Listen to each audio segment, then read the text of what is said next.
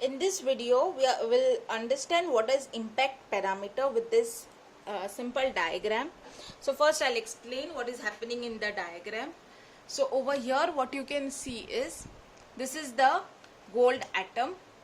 Okay, so this is the gold atom and these are the different alpha particles which are coming and passing through the gold atom. Okay, passing through or passing nearby the gold atom.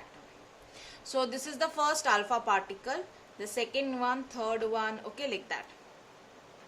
Now what is impact parameter? Impact parameter is given as this letter B.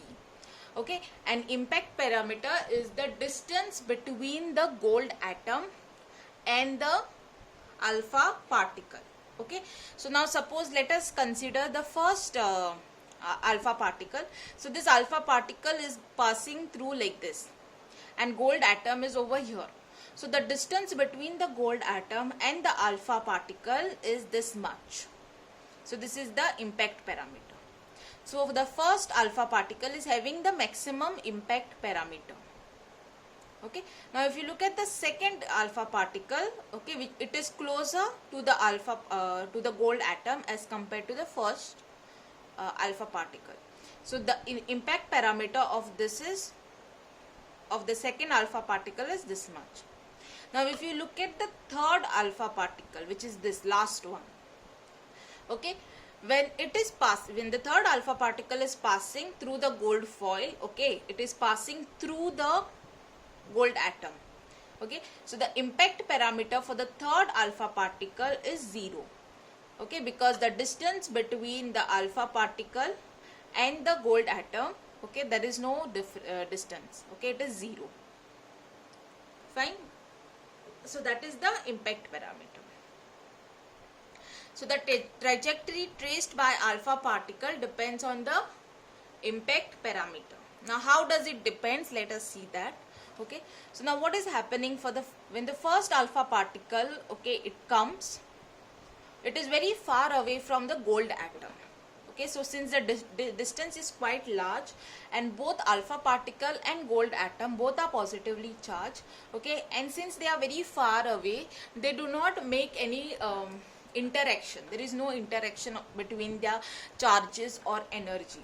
Okay, and it is passing straight. Okay, now the second alpha particle which is there, which is closer to the gold atom. Now this gold atom is positively charged. The nucleus, this is the nucleus of the gold atom, it is positively charged. The second alpha particle, when it comes, okay, alpha particle is also positively charged. Both of them are positively charged. So there is a force of repulsion between them.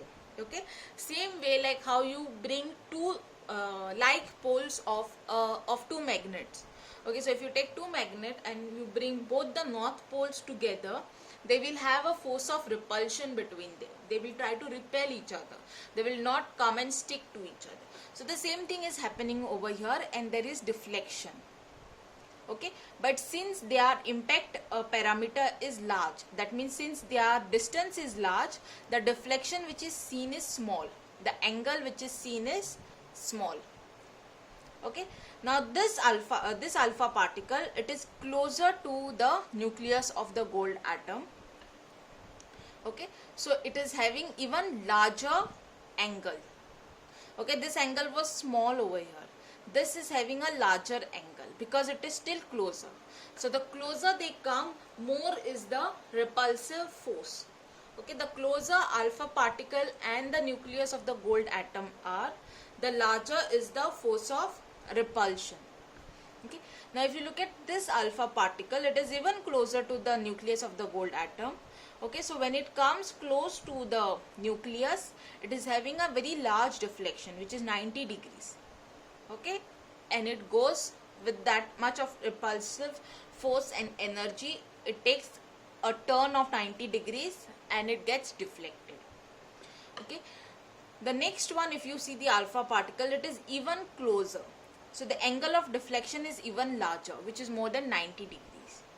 And the last one, okay, this is the third case, a third important case which we have to see. Okay, it is in line with the nucleus of the gold atom. So it comes, okay, it hits, so since it is coming with a high speed, all these alpha particles, they are traveling with high speed, okay, they come with a high speed, it hits the the nucleus, okay, and since both are positively charged, it gets repelled, okay, in the opposite direction. So it is getting repelled in 180-degree angle, and it goes back.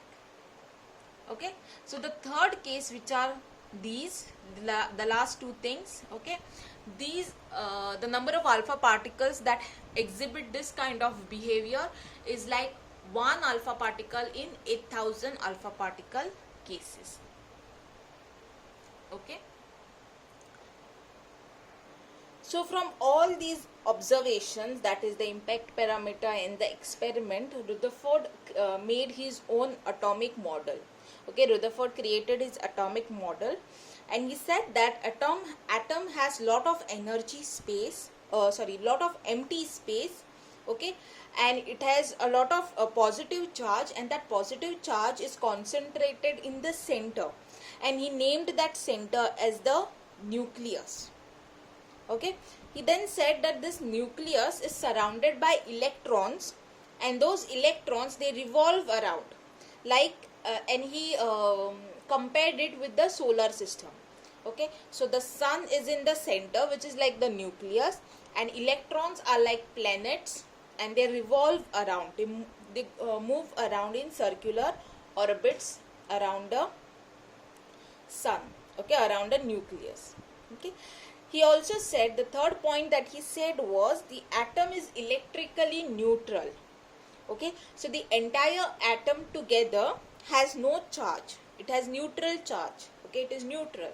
Okay, so the center is positive, okay, the nucleus is positively charged, and how much charge the nucleus has, the same amount of charge, okay, of opposite charge is exhibited by the electrons.